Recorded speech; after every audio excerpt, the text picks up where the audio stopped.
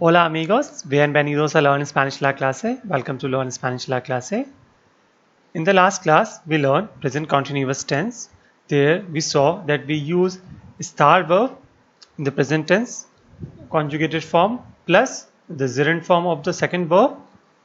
If it's in with er and ir, then yendo, and ends with ar, then ando. And accordingly, we make sentences. So here we have the exercise. Let's see. Escribir. Estoy escribiendo la carta. I am writing a letter. Vestir, to dress. Estás vistiendo la chaqueta. Chaqueta, jacket. Dormir, to sleep. Usted está durmiendo. You are sleeping. Esperar, to wait. Antonio está esperando por su novia. Novia, girlfriend. Oír, to listen. Estamos oyendo la música. We are listening the music.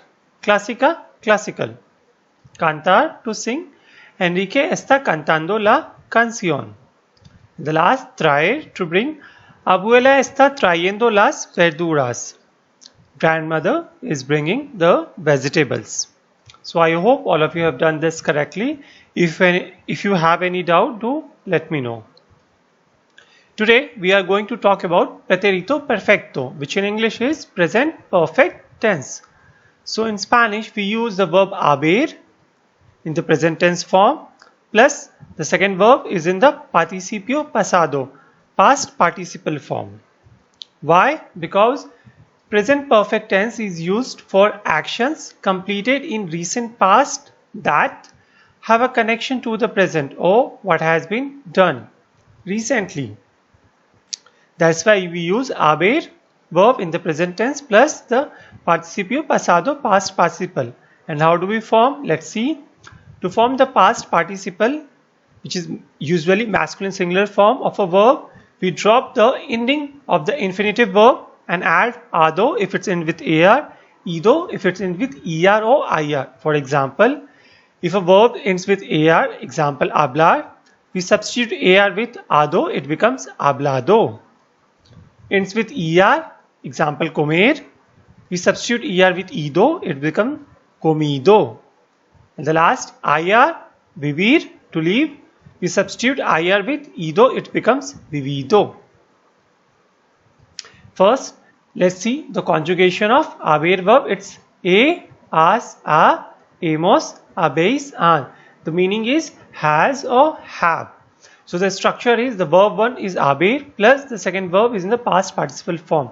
For example, he traído la carta. I have brought the letter. Has comido? Have you eaten? Ella ha abierto la puerta. She has opened the door. Now you have some marcadores temporales, some marker indicators. For example, where do you use present perfect tense? To tell something event which has occurred today. Hoy, today, esta semana, this week, este mes, este año, this month, this year, alguna vez, sometimes, siempre, always, ya, already. Let's see one by one with example. Hoy he hablado con mi hermana. Today I have talked to my sister. Esta semana he bebido un café con Sara. This week I have had a coffee with Sara. Este año no he celebrado mi cumpleaños. I have not celebrated my birthday this year. ¿Alguna vez has venido a Mexico? Have you ever come to Mexico? Siempre he hecho las tareas. I have always done the homework.